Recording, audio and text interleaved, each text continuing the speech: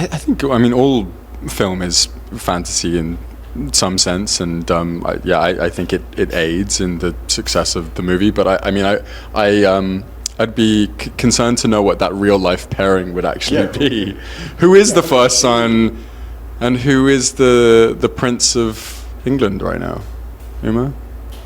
Well, the feedback that I've gotten from people of wishing it was true is more that it's a really inclusive, loving world in this movie.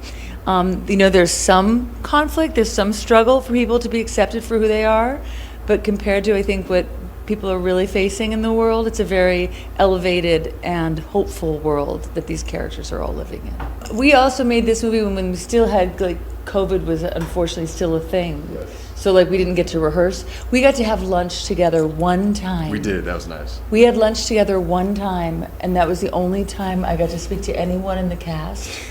And so when Uma finally arrived on set, I think it was a scene that we shot that didn't actually make it into the film. And so as soon as we met, I was like, "Hi Uma, I'm Taylor," and you shook my hand. I go, "I think I need a hug because you're my mom from this point on." And she's like, "Oh my God, yes!" And we hugged and we went straight into the scene, and then just, we went fast and furious for a few weeks. There was a couple different versions of the cake itself, right? Because how many cakes did you go through? Well, so there were scenes on us, close-ups, where people were just throwing cake at us. We had a big rubber cake actually falling by itself where we weren't there. We had the whole cake was rubber, right? Most of the cake was rubber. The outline. There's no cake injury. There was no cake. There was had that jiggle. Yeah. It looked good. There was finding icing in the sort of ear canal a day or two later, which was a really bizarre feeling. Smelled like milk. Yeah, for a few days. Yeah. But no, that was a whole day's worth of filming. Nah, dude, 2 days. Was it 2 days? We were at that location 2 days because my dog died the first night.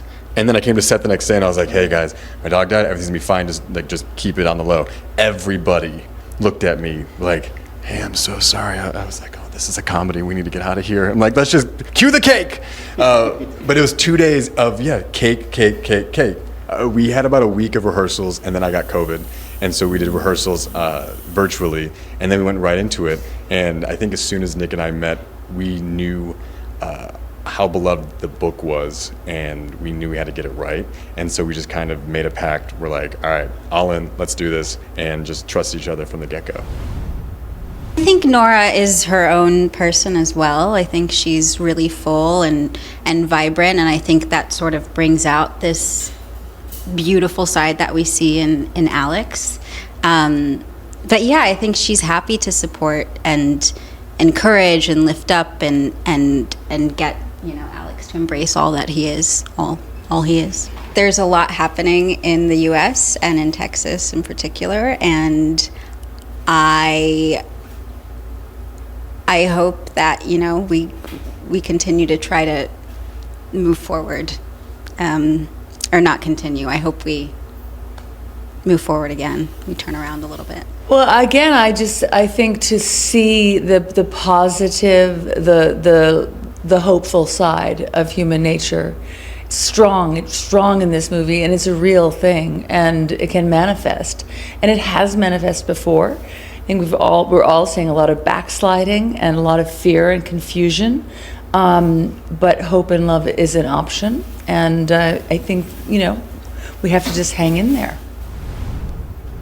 I think there's a tremendous amount of wish fulfillment for audiences, and for me. I mean, for me as a reader of the book, and then a person who got to see the movie, many cuts of the movie, there's always something really joyful. I think the idea of happy endings and the idea of a female president, I'd like to think that if you build it, they will come, as they said, so that maybe what we're creating is a reality that everyone can enjoy in the future. And I think sometimes in romantic comedy, wish fulfillment isn't just about the world that they're living in, although that's a huge part of it. It's also about the connection that these two characters have, and I think that kind of transcends circumstance of whatever world you want to see. at the end of the day, everybody really wants to be seen and understood and gotten by someone that they also see and understand. And that really is the ultimate wish fulfillment.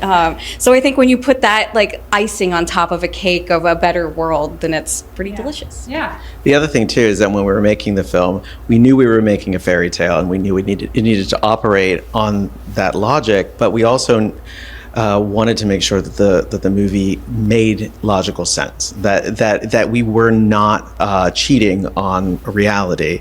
We were working in a realm of fantasy in a way, but the stakes had to be real. We couldn't ever rely on, well, it's a fantasy, it's a fairy tale. Everything for those two characters and for the other characters had to feel like real stakes, and we had to really understand what was going on inside their minds and their hearts. And we had royal etiquette experts on set swooping in often to correct the actors, and we had political consultants that we ran both the speeches, the television appearances, and we tried to, and obviously Casey did a tremendous amount of research when they were writing the book, so that helped too. Thanks, Casey. I also have to thank my 5 million rounds of copy edits for catching all of my mistakes before it went to print.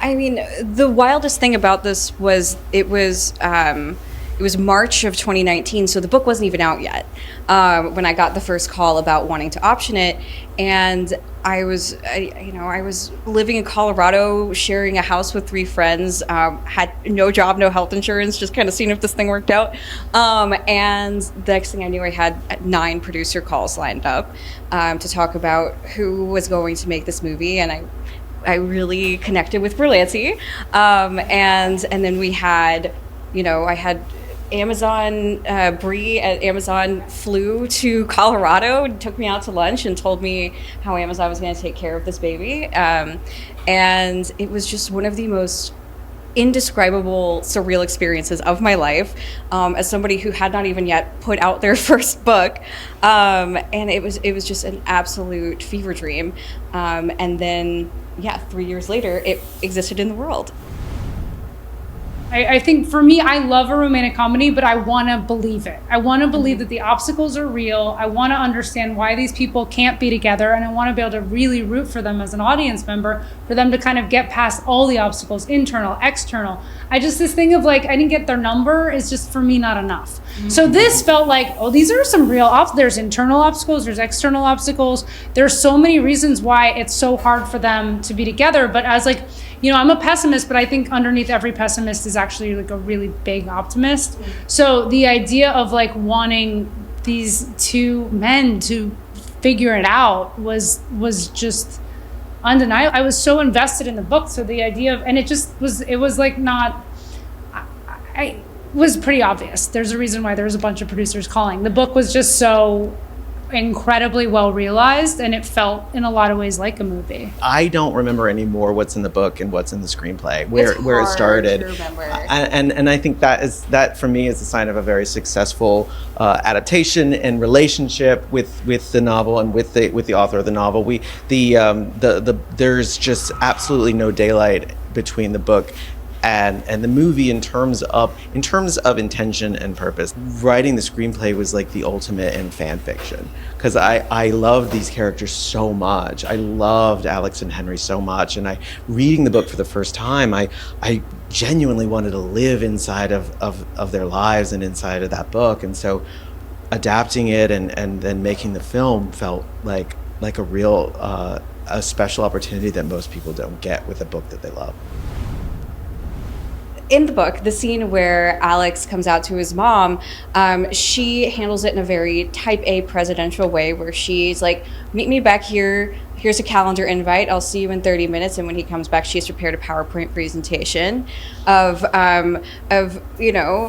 international politics, sexual experimentation, and here's what you need to know. Here's what I need to know. Here are some forms to fill out. Let's all do this together. Also, you need to give me your campaign badge.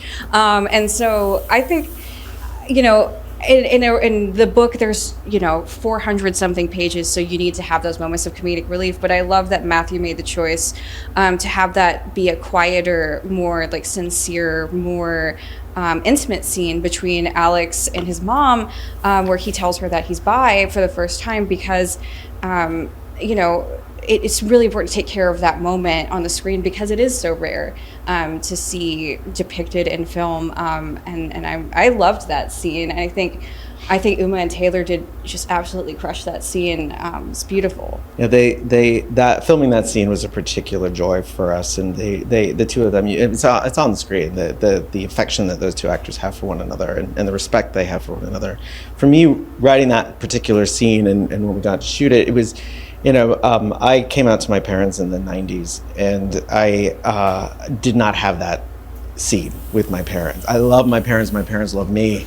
But it was a different time, and I wrote the scene I wish I could have had, and I wrote for Ellen based on what I know about her from Casey's book. I wrote the dream scenario for any kid coming out to their parents, and that's why the PowerPoint jokes at the beginning of the scene, because I wanted to honor the fact that I was completely obliterating the scene that Casey wrote and refurbishing it for something I knew I needed for the film.